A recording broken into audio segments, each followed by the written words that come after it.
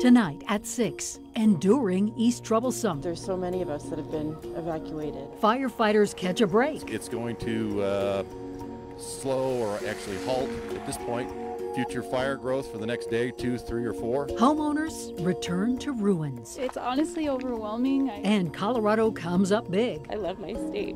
Everybody pulls together when they need to. Plus, restrictions return as cases rise. We've literally had multiple clients reach out begging us to not close. And now the kids have laptops. Should we just get rid of snow days altogether? As far as will a snow day be just a snow day from now on, I don't think we have a firm answer on that. And breaking news as the U.S. Senate is confirming Amy Coney Barrett to the United States Supreme Court and gives conservatives a 6-3 majority. She will be only the 5th woman to serve as justice. Democrats were unanimously opposed. As recently as 2017, on this vote, Barrett would have likely been rejected from the high court. Supreme Court nominations used to need 60 votes for confirmation. Mitch McConnell changed the rules so Republicans would only need a majority to confirm Justice Gorsuch. Democrats fear Barrett's appointment spells doom for abortion rights and the Affordable Care Act. Republicans like Cory Gardner call her a guardian of the Constitution and are counting on her to rule in their favor on the issues they care about most.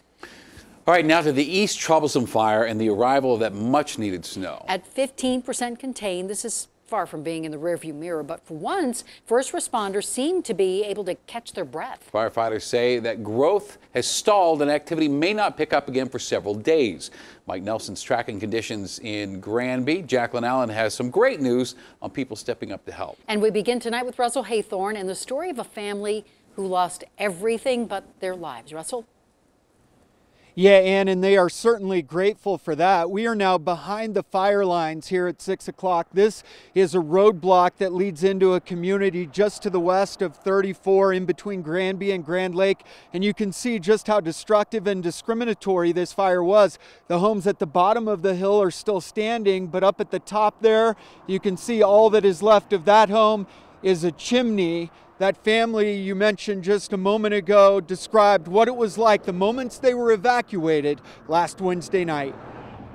As I was driving home, it was just a very eerie. I looked up and the whole sky around me just turned this deep red. Amanda O'Mara says she tried to pack up as much as she could, but quickly realized she was in immediate danger. 2 minutes later, I saw flames right outside our window, and I dropped everything we had, grabbed the dog, and ran as fast as I could outside with the lights on and the doors wide open still and bags just laying everywhere, but I ran as fast as I could to my Jeep. Within seconds, the whole forest around me lit up in flames. Last phone call I had with her was her hysterically screaming, surrounded by fire. Trees started falling down on the road, trees started falling on my Jeep, and I was going so fast I ended up ramming into a tree, and one of the branches just went right into the radiator. A Good Samaritan stopped to help, and eventually her husband, Mike, a firefighter himself,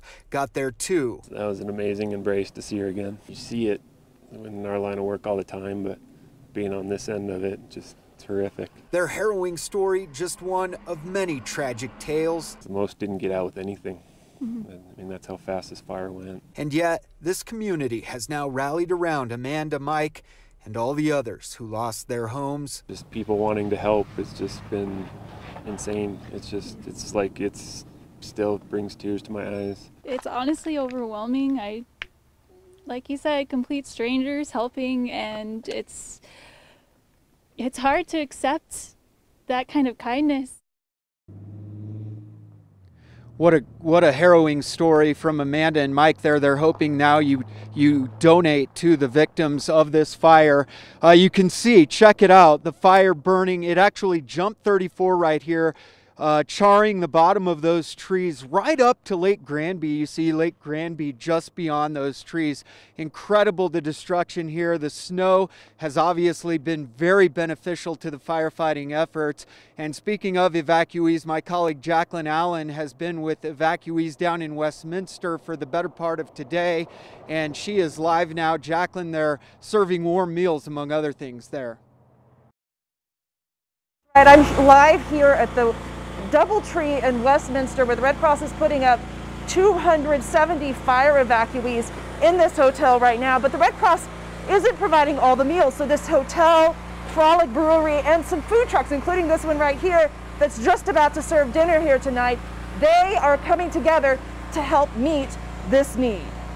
Do you want soup and a sandwich, my dear? We're from Estes Park. We got evacuated a few days ago. If anyone is in need of comfort food, I've been here for 5 days now. it's the people forced out of their homes by fire and now ice. They're asking people to please not come back up there. They're having to rescue people off the side of the road. For 270 fire evacuees, the Westminster Doubletree has been home away from home. As long as we're together, we're good. Families who left on a moment's notice, many with just the clothes on their backs. The evacuations happened very, very fast. Because of COVID, the Red Cross can't provide the typical shelter in gyms or schools. They're paying for hotel rooms, snacks, but not all meals. People keep asking me what they need. The biggest thing was food. Doubletree staff served 450 free meals. Frolic Brewery and several food trucks have also donated and served. Right now is an important time for everyone to dive in and help each other. When evacuees reached out to contact Denver7 for help, we stepped up thanks to your generous donations to the Denver7 Gives Wildfire Fund. We want to provide breakfast and lunch for any evacuees still here tomorrow. Oh my gosh, that would be amazing. That would truly help us. At a time when it's hard to see the positive. Colorado's awesome. I love my state. Everybody pulls together when they need to. People who don't know when they'll be able to go home take comfort in the little things. Grilled cheese sandwiches, yum!